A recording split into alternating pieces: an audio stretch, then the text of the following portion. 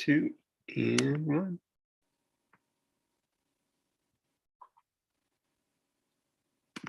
Hello and welcome everyone to tonight's event presented by 192 Books and Paul Cooper Gallery. I'm Evan, the manager at 192 Books, and I could not be more thrilled to welcome you to our conversation tonight on Wayne Koestenbaum's new book, Ultramarine, out now from Nightboat Books.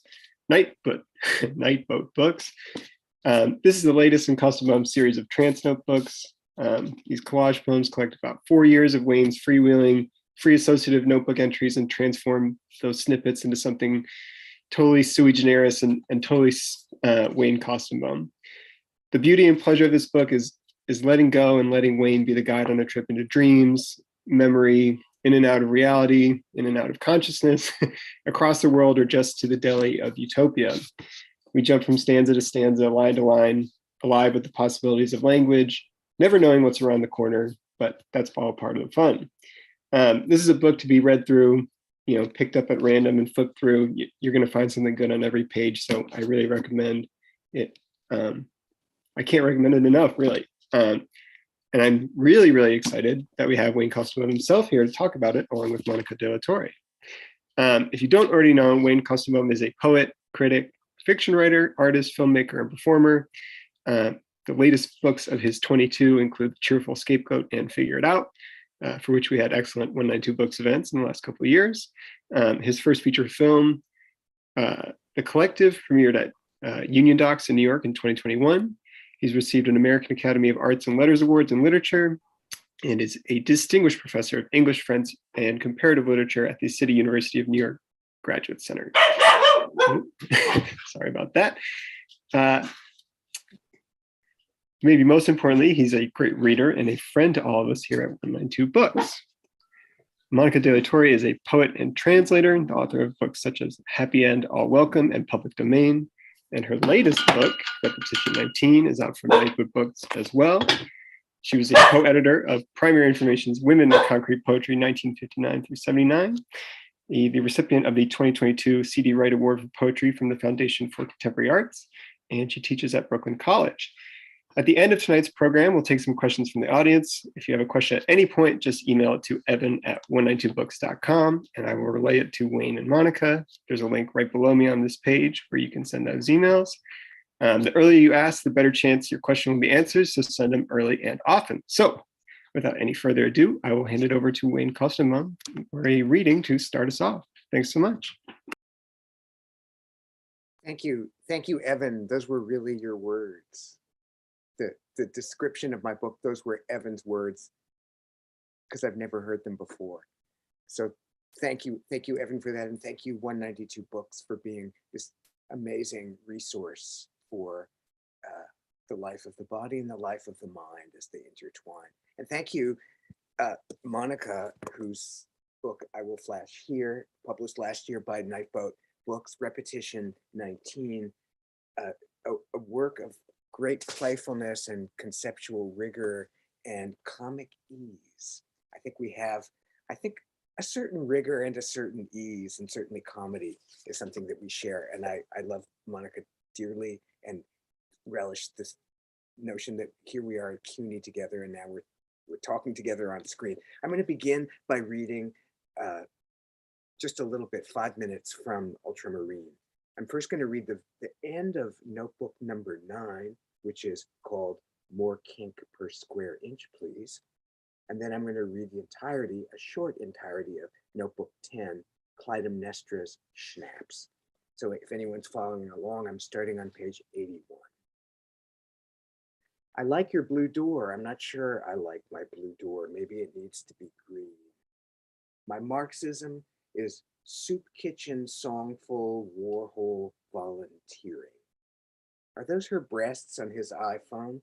Is he writing a sexual message? Can I enter his message as in Minority Report starring Tom Cruise? Would it be fun to sext an angelic hipster with orange rain boots, belly hair, purple polo slacks, beer breath, and a startup fortune? I'm in the presence of male responsiveness, even if he'd earlier declared himself male, ergo unresponsive, cruelly unwriting my body by refusing to answer it.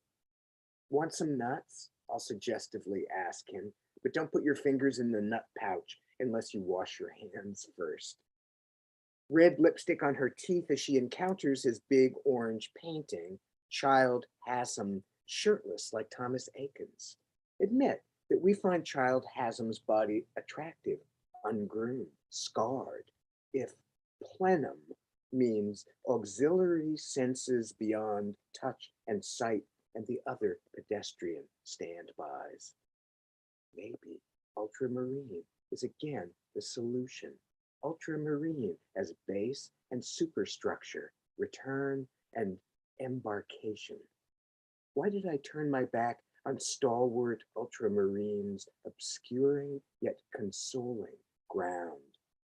An ether sky pretending to be sightlessness, penetrable by points and lines if painstakingly and casually the pitchfork strikes. Good not to have sequestered myself in devotion to ultramarine, despite its call to my worse or better nature, if humans have natures rather than notations. Now, notebook 10, Clytemnestra's Schnapps. Dreamt wallet fell in toilet. Nepal earthquake. Yellow-orange daffodils in blue vase, autoimmunity scholar gave us 20 years ago. Don't ask voice teacher for permission, just touch my nose while I sing. Explaining Sprechstimme to the man on the moon. Dreamt Mrs. T peed on floor, or did she sit neglected on a towel? He'll remove wax chunks from my blocked ears. Girl cries and says, I'm tired, I'm depressed, and then says nothing more. Could have bragged my father knew Angela Davis, but did he really know her? Why did Anna Moffo get a nose job? Did it alter her resonance? How long a convalescence? Stuffed ears sounds like a dish at a cosmopolitan restaurant. Ears Farsi. Repose was gift I spurned. Most words from him I feared because they were triangulated. Lemons match and augment daffodils. Speaking ill of the dead is another book idea. Huppa Huppa Rida. To explain what that enigmatic sung phrase meant, write a disquisition on Tanta. No funeral for Aunt Alice, who witnessed domestic wreckage and mother knife. Dreamt last night she rose from the dead and stabbed father in the eye. Did Sontag read The Law of Genre? Find the photo of Claude Callahan posing as my refugee neighbor auditioning for Carousel. Peter Hujar's lover called me a sissy intellectual, a dying breed. Blue, irresolute, used condom on hillside for Verdi baritones climbing almost as high as tenors. A Sophia Loren Sachertorte movie. A hobbyist whose full-time job is pretending she's friends with celebrities. Mariah Carey, Queen Latifah, Bradley Cooper. More about Bradley Cooper, please. Dreamt loose cum dripped or spattered all over my chest and belly, maybe 3 times as much cum as customary. Drooling in red tulle gown and succumbing to compulsive cough like Dora's famous catarrh. Video of guy who comes without touching his cock while doing push-ups. Video frightening of guy sucking himself sitting in a rocking chair. Riding Tanta Alisa's lap on rocking chair. Rida might have been Reiter, rider. Find Shuli, Elizabeth Subrin film recreating Shulamith Firestone. Smell burnt wet arson house. Look inside and see a stuffed Easter time animal amid ashes. Car crash, handsome son driving, his mother almost killed. I faint at sight of her swollen, contused head in hospital. Explain Electra schnapps. Clytemnestra drinking schnapps? Orestes dispensing schnapps?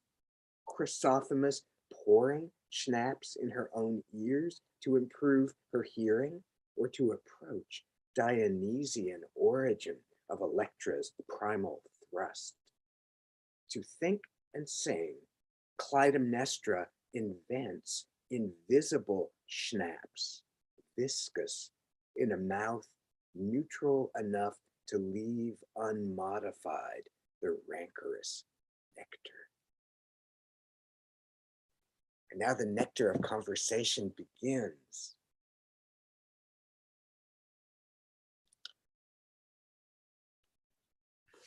Yes, to the nectar of conversation.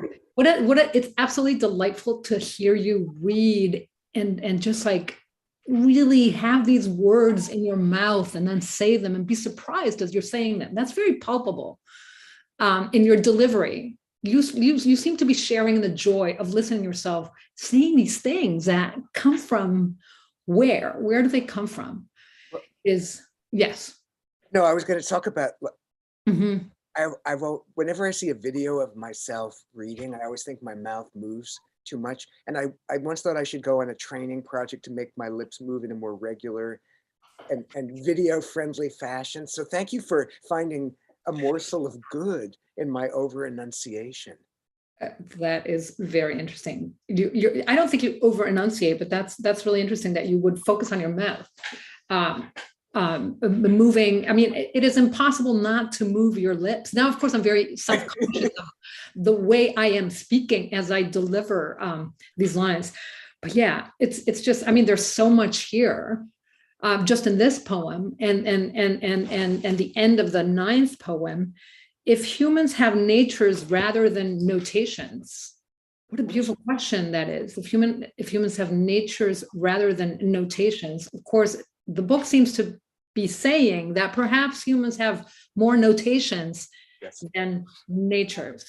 I mean, something that I probably picked up even as an undergraduate reading modernist poetry is a thing that you do in a poem is apologize for the poem's flaws and turn those flaws into secretly transcendent properties. And I think we all, as poets, do this unconsciously in the moments in our work where we obliquely speak our methodology, you know, and those are happy moments for a writer when you find yourself coming into clarity, as I did then, saying, oh yeah, maybe it's cool and maybe it is anti-monolithic or anti-hegemonic to have notations rather than natures. It seemed to me that natures is very 19th century and that we are way over an episteme in which we might wish to have natures instead of notations.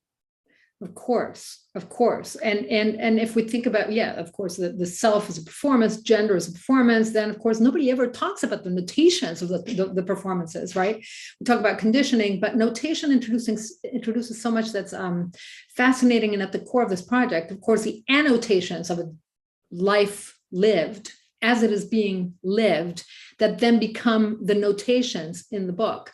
So maybe we can begin with just like the origin of this absolutely brilliant, rich trilogy that we could begin discussing from any point, right? I mean, it's in a book and therefore it's numbered, and your delivery just actually answered a question I had, which was, what are the divisions within the book? And you said notebook. So I suppose then that each section of the books corresponds to a different notebook? Well, I think in fact, I know in the first volume, the Pink Trance notebooks, which I'll get right here, the section was titled Trance Notebook number, Trance Notebook number 10. I think in Camp Marmalade, I dropped the Trance notebook and I just kept the number, thinking that it just was because I guess I didn't want to keep claiming trance, but I do, as you see, want to keep claiming notebook. So that I think originally in my very first drafts, the number of the notebook and the beginning and end reflect the actual notebook written in. But I like I wanted to have each notebook in the poem be approximately 8 pages, Mhm. and to have a kind of beginning and middle and an end, or a pacing ending in some point of clarification or pseudo epiphany, and then dropping us back in the morass at the beginning of the next. So I guess the numbers and the contours of the notebook no longer reflect the real notebook, but are a fictional recreation of the notebook in which, but autobiographically, I actually wrote. And I know in repetition 19, you have a facsimile page where you, with I imagine a similar kind of romance with the notebook. Is it a notebook that will you give us a notebook? There actually are pages here where you've given us a space to write in, though I would never desecrate your book that way by writing in it. But here it is. Day one, you've actually included a picture of the page. Yes. Although, this was actually my notebook, but I was just taking notes and generating text collaboratively at Madison Square Park pre-pandemic. And so I needed to make sure that everything that we were generating was recorded in some way or another. Ideally by the people there who were generating the text. But then they wanted to keep the material they produced. So we found a way to duplicate, like we would just take photos of the pictures, but like that's someone else's writing. And this one is a translation that I did on the spot of someone's poem. These notebooks.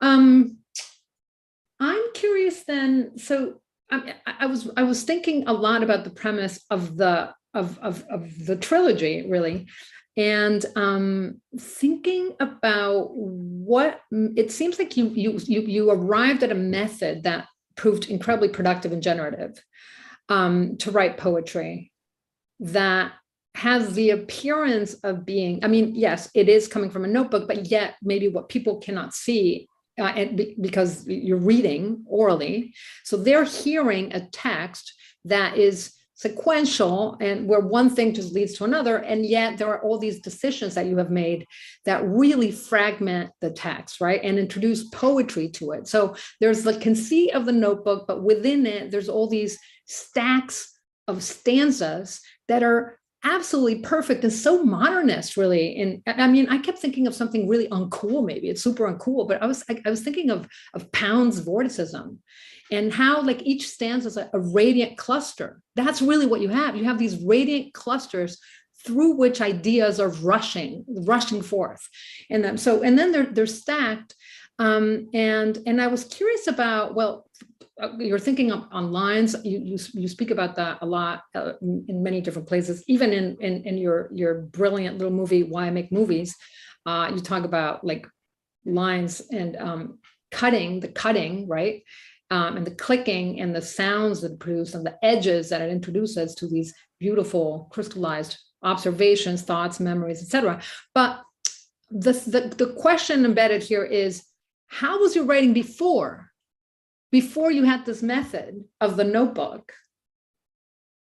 What was the poetry? What was generating the poetry? What was the conceit animating? But in a time of, I think that I've always had a secret geyser operating, which I would call call it the drafting morass. Okay. Which is a kind of daily writing, usually in lines, that is essentially a form of my diary. There's also my real diary that I keep in notebooks, and then there would be typed diaries, which are the origin of every writing project I've ever done.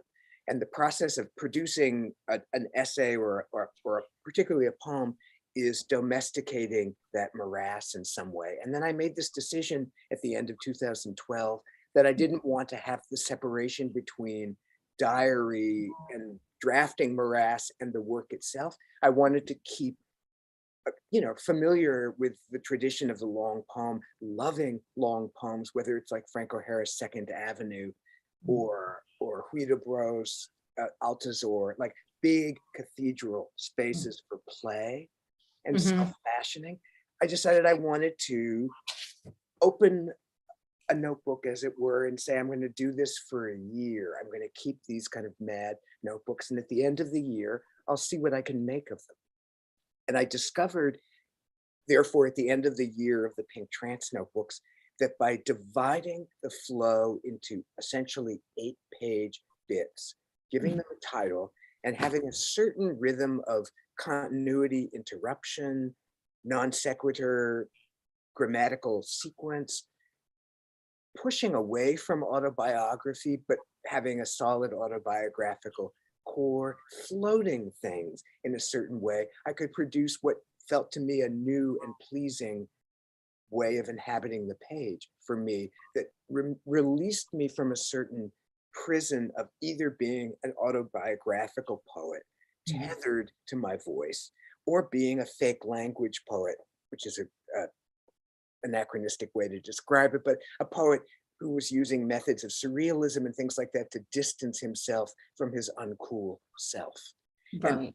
I do both things in these things. I'm the language poet, but I'm also the autobiographical poet. But it's happening, I think.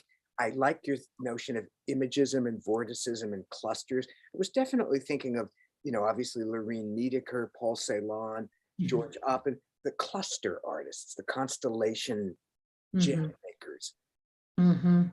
Yes. Without being being a kind of Yiddishkeit Spielsmeister at the same time. Right. Because there's that oral delivery component to it that seems very notational in a way. It's also notation for a performance. It just so happens that this notation is like in the form of beautifully crafted poems, where you have even like all this alliteration in certain places, all this linguistic play, and it's just incredible. I love it. You mentioned, as you were discussing your interest in long poems, you mentioned a reference that to me was really surprising to encounter in Ultramarine, which is Huidobro. Yeah. I didn't know that you liked Huidobro. And Alcazor. Yes. Such an incredible book, right? Also in cantos, it's like this super, super long poem, very mythical. And yeah, a temple to self-fashioning and play, to use your words. He has a line that I think about a lot. And he says, one must write in a language that is not the mother tongue. And of course, that has many repercussions and valences. And I'm interested in your take on that. And if that also is something that resonates with you. Your language is incredibly familiar, and in its familiarity becomes totally unfamiliar. There's a lot of defamiliarization at play, but then of course you also engage a lot of foreign languages, right? It's multilingual writing. Its fabric sometimes seems to be connecting as in constellations, these syllables that have multiple valences in different languages, and you subvert the logic of the mother tongue by introducing these associations that are cross-linguistic. So I'm interested in the role of this in your writing. Yeah, well, first is it Huidobro? I'm not saying it correctly, but Huidobro. It's like you mean like Huidobro. It sounds like Huidobro. Okay. Well, which I've read it in a great bilingual edition. So, but really, so like traveling back and forth, but understanding it from the English. But what among many things I love about that poem is the way it leaps off the deep end in the last sections. It turns into, you could characterize it as dada or nonsense speech or pure sound poetry, and it seems to represent a flight not into madness or the primal, but a return to the true depths that language offers when it's released from pat semantic one-dimensional referentiality, which does not mean language is not referential. It just means there are no safety belts on or seat belts. There's no brakes on the referential kingdom of the way things flash. So that just the mad scene at the end of that poem is one of the greatest things in 20th century literature, and very much. And it's also like Artaud's what happens in Artaud in his late period, where he also, you could say, goes off the deep end, but Right. goes off the deep end into linguistic play, Mhm. connected to scatology, the maternal, the oral, the anal, like everything, connected to everything that's bodily and that happens, as you know, as a multilingual writer, reader, teacher, being, that crazy edge is very accessible when you're on the borderline between languages, even or maybe especially if you are imperfectly familiar with a couple of the languages that you're cruising. And so I found in writing, particularly Ultramarine, I really let myself go into what seemed like a kind of not career suicide, but just like publishing suicide. Like, okay, I'm gonna let into the poem and into my lexicon the words that really occur to me, even if they're not in English, and even if I can't account for them properly. And Mhm. I'm going to let them, and I found them to be generative of play and meaning. I cut out, I mean, I tried to reduce that in the book and limit it so that it would not topple the book over into a whole other kind of project that I didn't have the muscle for in a Mm. way. But it's a part of the book that means a lot to me, where French, German, and Italian start to infuse the book. Because I actually was in France, Germany, and Italy. So no coincidence that the languages were all around me. But also my thinking had been untethered from English without really being able to function well in those three languages. My thinking was tickled by the nearness of false friends. Yeah. Yeah. Tickled by the nearness of false friends. I love that. That's where we live. That's where we live. Yeah. Yeah. So brilliant. I think of, yeah, that space of like radical ambiguity in which what you think you understand. I mean, it's also, it's not only radical ambiguity, it's also it's on the one hand completely decentering and destabilizing, but on the other hand, it's quite empowering, because whatever you think you heard or understood is the rule. It's fine. It's like you become so creative. It's a form of, it's an extremely creative listening in which you just fail to take into account what has been said, because you're simply focusing on your relationship to language as material, right? Like something that gets battered around all the time. And I'm thinking of concrete poetry as well. And you're just really responding to an aspect of language as material that often is overlooked because we're so concerned with using language to communicate. And we just have to play by its rules, right? And so when we don't understand. Thinking in the part I just read where I take this phrase that my great aunt, it was like a song, a rocking chair song, Huppa Huppa Rida. I've Googled the hell out of that. I don't know what the hell that is. She's long dead. No one is gonna tell me what that phrase was. But then it occurs to me, I mean, first of all, the hope in Ultramarine and in the Trance Notebooks is that I am not being autobiographical by saying, I had a great aunt who was German and she sang this song and placing it like a story, but just throwing in the phrase Huppa Huppa Bride. And I say there, to get to the root of that, I would have to do a disquisition on Tanta and, and all that, and and then that's like Tanta, which is like homosexual too, and there's like all the stuff, but and then also like Reiter, Reiter. I thought Reiter is writer, and that's Caspar Hauser's, like the one sentence that Caspar Hauser says after he's like locked in the basement for his whole childhood and adolescence is, I want to be a writer. It writes the same word. So I don't, would it mean, so that for me, like traveling in this like language pit around the words themselves, I mean, I think a lot can cross through that turnstile. Yeah. When you say, so Caspar Hauser, when he says writer, does he say, so he says R-I-D-E-R or W? German is, I only know there's a Georg Trakl poem called, I think, Caspar Hauser or something, and there's a line like, I want to be a rider, and it's in German. It's like Okay. Reiter, which also sounds like Writer. a writer. I always hear, it's funny because I always hear writer and I always play with that. And there's a song, do you know Bill Callahan? Do you know who Bill Callahan is? Kind of. Oh, God, well, you should know who he is. He's this amazing singer with a deep baritone voice. Yes, I don't think I He used to do. be Smog. He Uh-huh. went by Smog. He was Smog before now. Anyway, Bill Callahan has a song in which he's playing with writer and writing a song, and it's just really, really awesome. But yeah, cool. Writing the sound, of course, and then yeah, the ghosts of words, right? Like the disobedient doubles of words. The word you heard that's not there, except orally it is, or sonically, it's haunting language. I had to make a decision that's kind of the opposite of the one I noticed that you're making in repetition 19.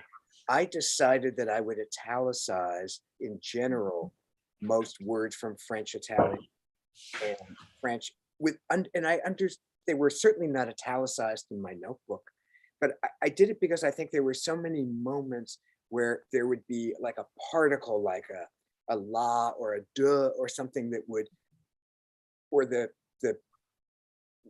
would, if left unitalicized, would so weirdly blend into a bit of English that it would be vertiginous in not a good way for the reader. But then I'm aware that with all the foreign words, so-called foreign words, italicized, it creates this other space where you could either skip those words or they represent a different level of text that's remote from the commonsensical unitalicized stuff. You did not italicize Spanish.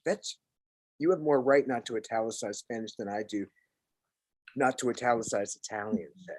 Right. Yeah, I just in my case it was very deliberate, and it had to do with it's a book that's coming from disorientation. It wants to disorient as much as orient, or encourage the reader to allow themselves to slide, to be mistaken, to actually, maybe the notebook gesture there, the pages in the middle are like, okay, what did you get out of these slippages? And when you're going back and forth, like maybe you have your own associations, false friends, etc., like write them down, so that was the play. But I think in your case, I really welcomed the italics, because also they're kind of little orifices in the poems that allow you to, it's almost like they're hyper poems. Just like a lot of the references, they're allowing you to go through the portal and end up in a different reality somewhere else by looking them up. Yeah. This is so like writer's craft talk that we're doing here, but it's the other problem is that I also refer to a lot of operas, movies, books, and those are italicized. And so if there was a stanza or even a line that had say an Italian word that was being italicized, and then I have the name of an opera, La Rondine, I had to make a decision because you couldn't have the two uses of italics so near each other. And so the revising of this book was a lot of fact checking, for one thing, because I really looked up every proper noun and every foreign word to make sure it existed. And most of them I get wrong. I mean, I realized, I think I get everything wrong. So I had to kind of create some level of fact in the book. And if I'm going to mention, like I say, Nepal earthquake, I have to find I have to make sure, was there indeed an earthquake? That's not a metaphorical earthquake. I'm still not going to explain it, but I have to know my pact with truth means there has to have been an earthquake that I'm referring to. I can't just say Nepal earthquake.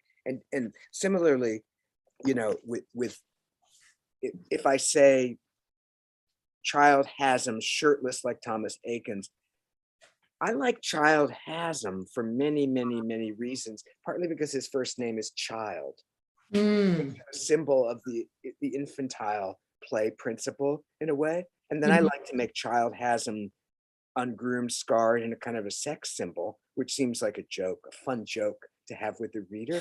But I'd have to look up Child Hasm to make sure that he existed, etc., and that he's not somebody else. Right.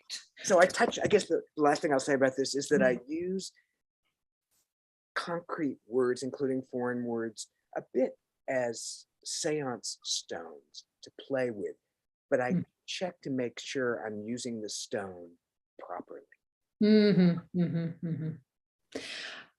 This just prompted another association, I'm sorry, with Pound again, because I was just like a month ago, I was teaching Passe, his translations from the Chinese in a translation course that I'm teaching. And he says that proper names are a poet's pigment. Do you know, I wrote my undergraduate thesis on those poems. Really? It was about the play between word and thing in Ezra Pound's early prose and poetry, with a whole chapter on Cathay.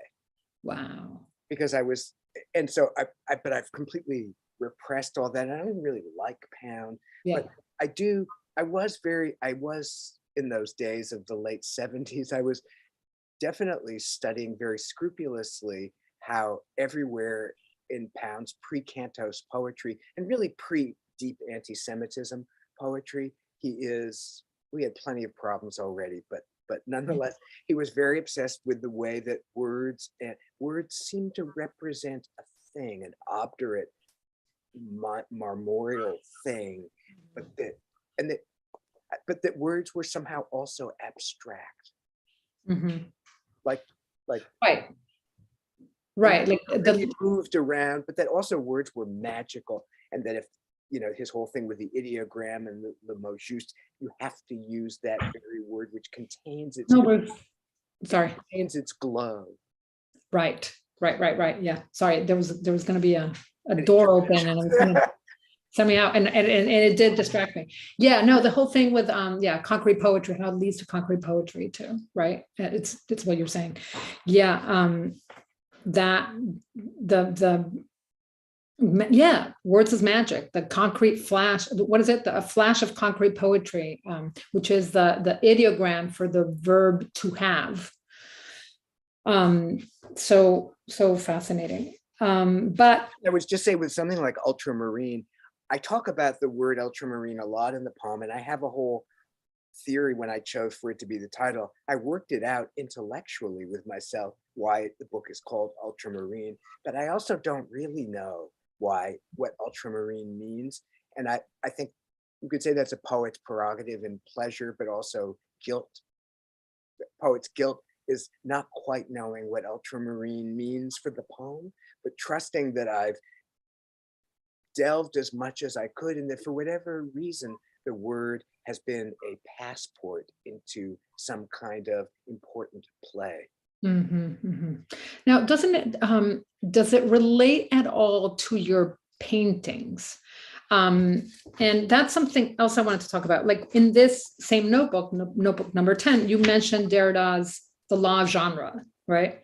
Did Sontag read The Law of Genre, which I haven't read in a really long time, but doesn't he begin that with, I will not mix genres?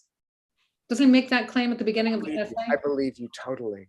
Yeah, it's something like genres are not to be mixed. I will not mix genres.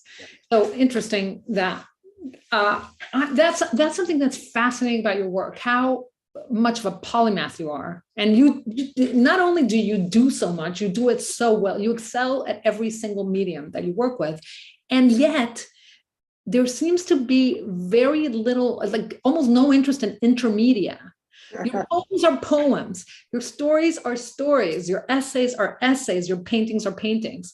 And yet, of course, the methodology sometimes, like I can see that in the paintings, when you make a film, you use all this patterning as a background and it appears. But anyway, let's talk about that.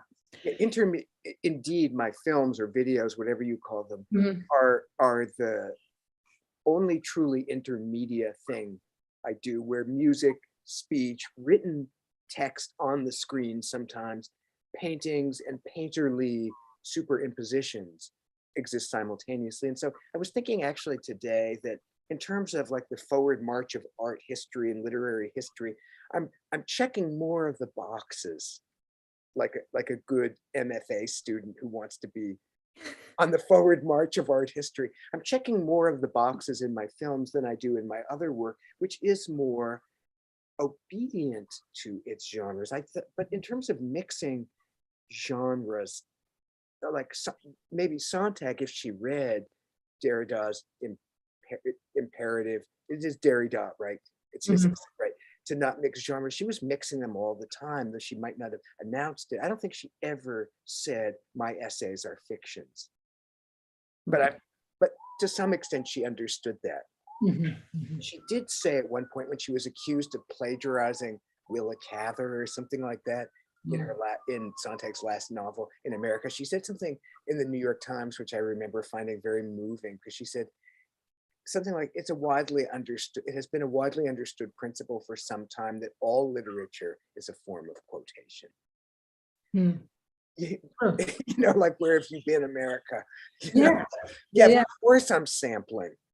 And so I'm sampling we're all sampling all the time. But what's funny today, I took a little time to work on a drawing or a watercolor, whatever you call it. And I actually wrote words, but I thought words occurred to me. So I thought I might write words on the page. But the first thing I did then is I took some ultramarine paint and I crossed them out. Because I actually like these days making paintings that I call cloud poems that have cloudy linear lines, as if lines of poetry, but they're just brush strokes. And so I wrote like, let's say, a 6-line poem, which included an obscene word for homosexuals in it, that I thought, you know, a word that many have reclaimed, but not a word that I would probably put into Zoom speech right here. But I thought, well, I definitely have to cross out that word. I don't want this painting. But I was aware of obeying the law of genre at that moment and feeling timorous. I think it's like Glenn Ligon is obviously a great user of text, and Jasper Johns. I mean, there are many great artists who use words, but to use words in visual art is the most complex thing of all, I think. And one must only tiptoe there and do it secretly.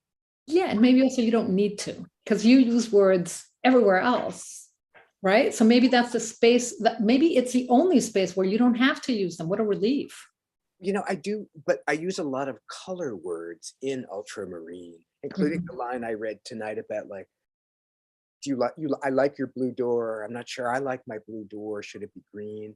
And I'm aware in the book Ultramarine of using simple color words like blue, red, orange as kind of abstract signs that I push around. And there are a lot of moments in the book where I say blue's nearness to green has a crush on yellow, but red usurps, and we're back to blue beneath it. You know, there's a lot of almost anthropomorphism and fabular language surrounding the drama of these essentially primary colors or secondary colors dancing together. Does this come from direct observation? Yes. Yeah. Pretty much I'm in my studio and there are notes and I'm saying, you know, add more Fanchon red to the orange cap of the harlequin. Right. That's a note that goes straight into Ultramarine if it passes muster. That is awesome. So that's something that I wanted to ask you at the beginning, but maybe I didn't get to it so precisely. So you do, so in these notebooks, whatever it is, so where do you write these notes? Okay. Now that you don't have a notebook, where do you write them? Okay, well, here's like a notebook where okay. So that's a moleskin. That's very bourgeois. Wait, open that again. I use moleskin and nothing else because they're the best. But so that's really interesting because the lines here, the exact length of the line determines the first draft length of a line in Ultramarine. I transcribed these notebooks by typing them very literally and kept the exact line breaks that these are accidental prose line breaks in the notebook, but I kept them and then I tinkered with them. But I used the first draft, kind of when you just like throw the pot or whatever, are these aleatory, essentially not always heard line breaks.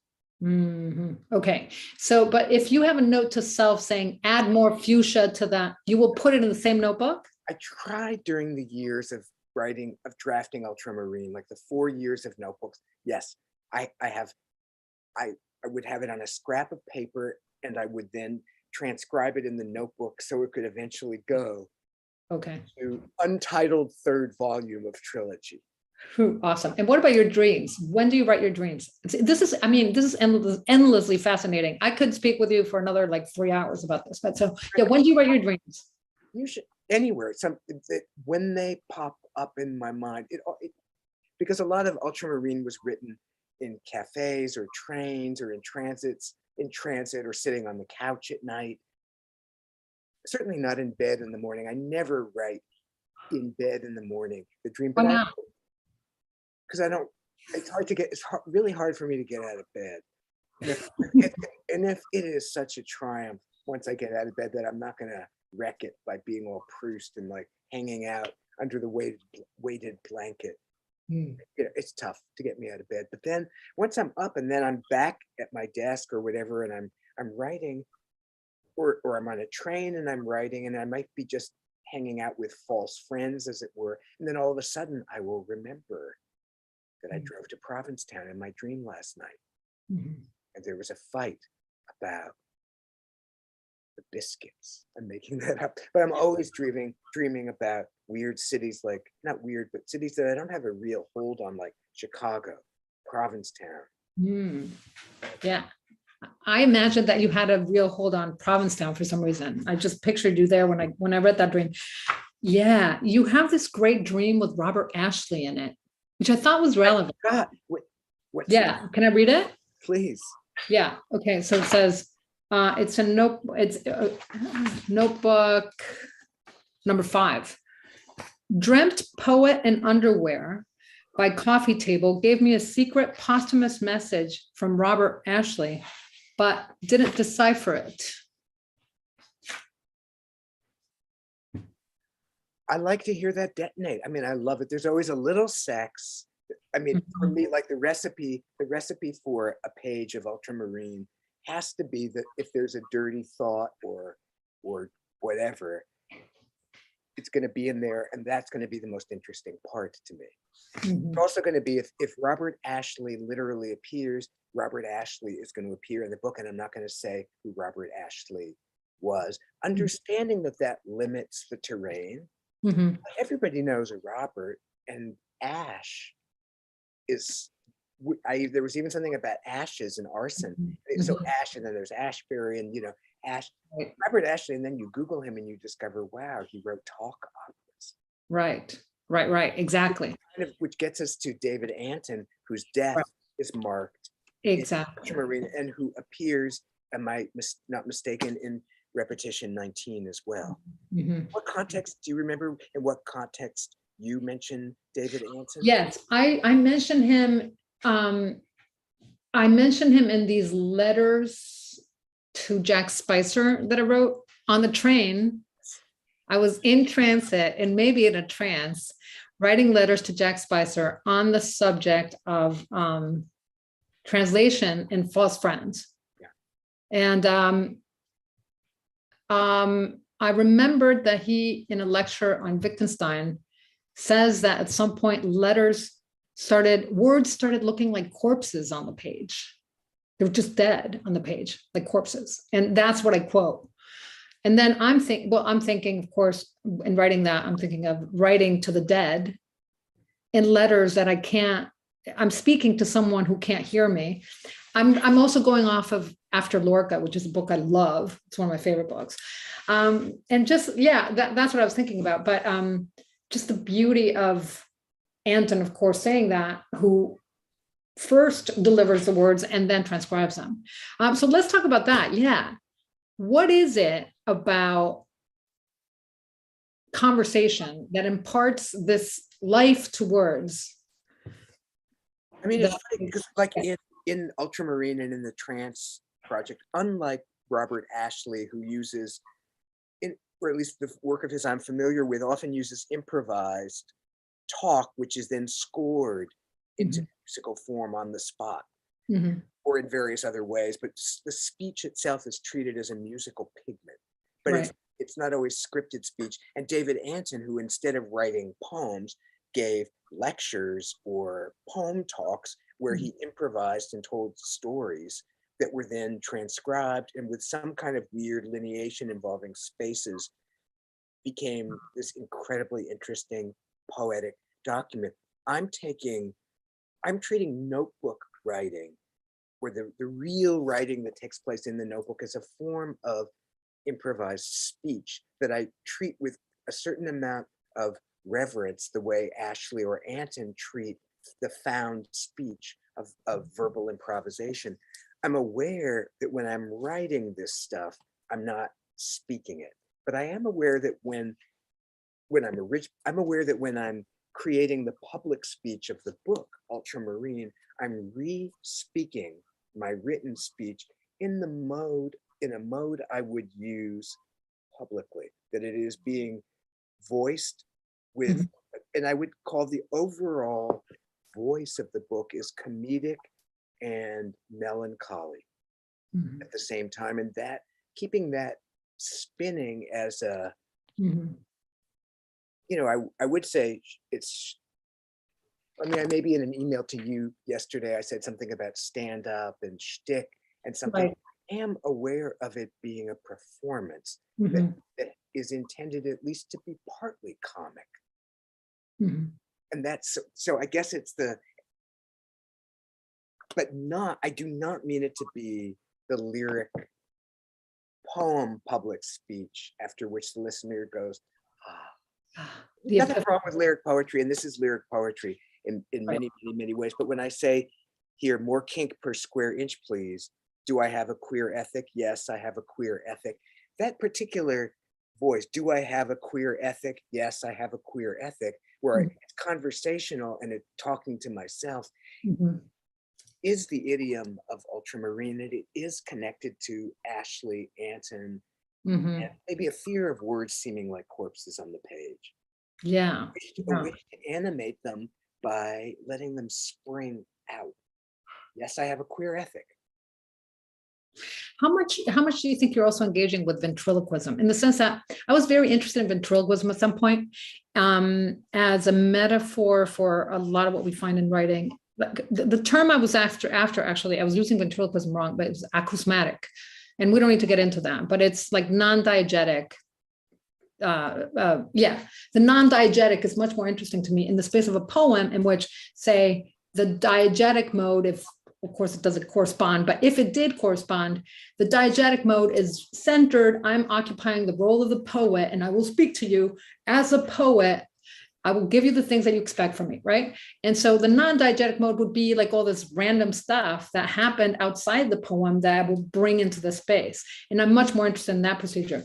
But thinking of ventriloquism, how much is there an actual dialogue with the marks that you're leaving on the page, and a process of like decentering, in which you're producing a persona that's leaving material traces in the notebooks that then this living self can respond to. I'm thinking, for instance, have you read a piece by Borges called Borges and I? Yes. I love that piece. Classic. Yes, I love it.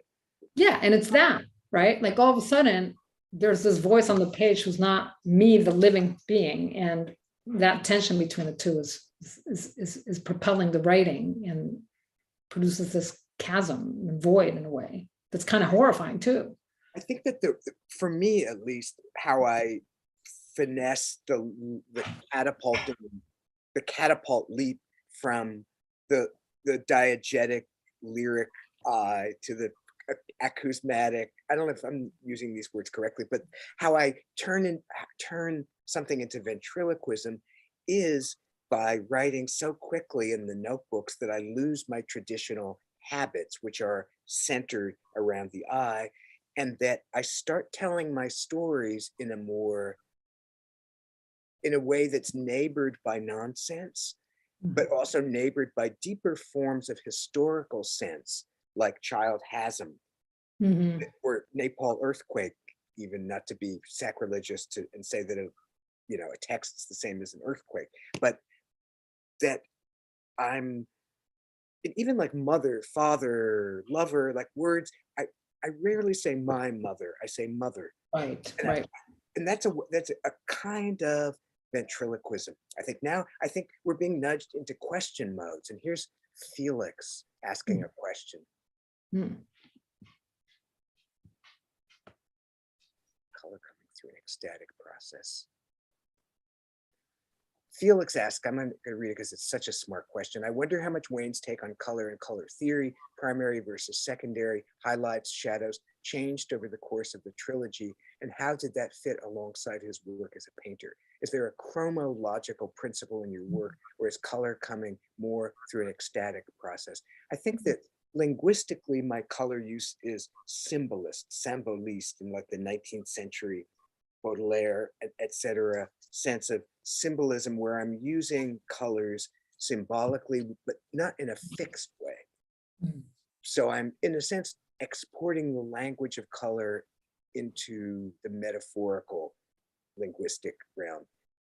Just to say, in fact, as a painter, I've often been accused of not having sufficient mastery of blended colors, which means I like to paint like right out of the tube, and I do things to it, but I don't make I just love, I like primary colors. I like found colors to some extent. So I'm also not very good at color theory. Here's another question. Christopher asks, what's it like to work across so many genres, essays, fables, and poetry, to name the last 3 books in such a compact span of time? Well, time doesn't really feel that compact, because, say, the essays, some of them, one of the essays that's in Figure It Out is from 1995. And every book that I always was trying to fit it in, and editors would usually say, no, let's skip that one. And I would always say, oh, it's too fictional, so I wouldn't include it. Mm. And Ultramarine was begun before Trump. Trump appears like midway, Mhm. midway through the book historically, and it was published, thank God, after Trump. So I can't be too triumphal about anything that's going on these days. Here's a question I think is for both of us. What have you both been reading lately, poetry or otherwise? I'll give that first to you, Monica.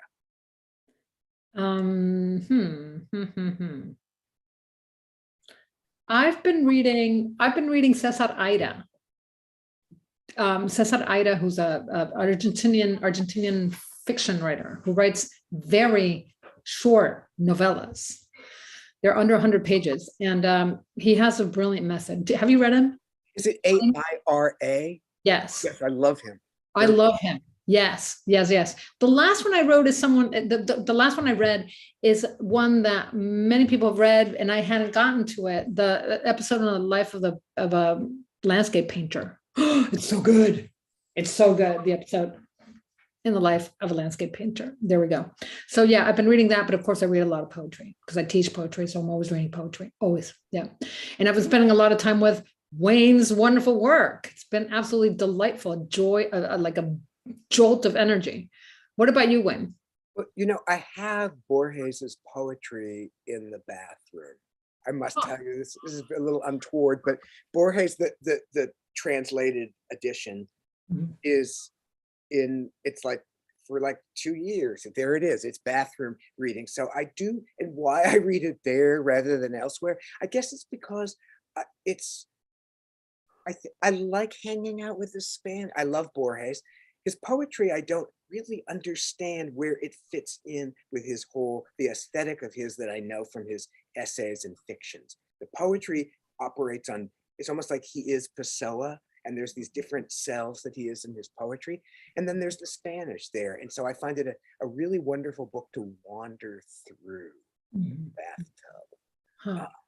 And I just reread Willa Cather's collection, Youth and the Bright Medusa, which I remember being my favorite of her books. And it does have the famous story, Paul's Case, in it. And I was particularly noticing this time around with Cather, how she uses color words with a kind of concreteness and a musical value, like they're whole notes.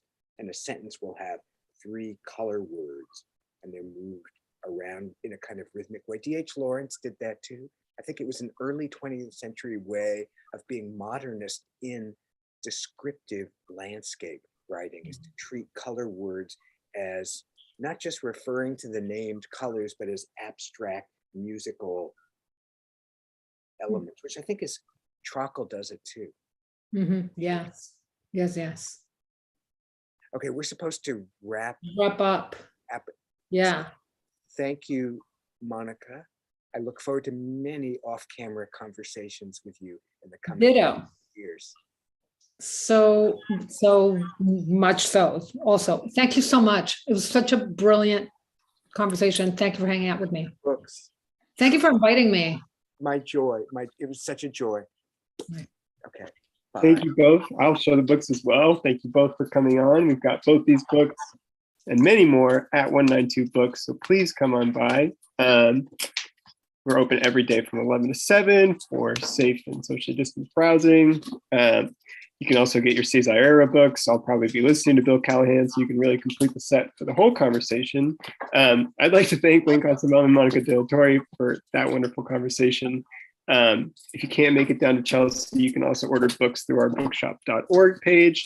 There's a link below, right, to get that. If you go to our website, 192books.com, you will be able to sign up for our email newsletter to get notified of future events and also see an archive of all our past events, because this event, like all our other ones, has been recorded and will be available immediately afterwards. So if you missed the beginning or you'd like to share it with a friend, you can send that around. And you can also watch Wayne's previous events with us, which were also wonderful. So yeah, I really thank everyone for joining us. I want to thank Wayne and Mónica again, and have a great night. Thanks so much. Bye. Bye. Thank you, Wayne. Brilliant as ever. You. Thank you both. That was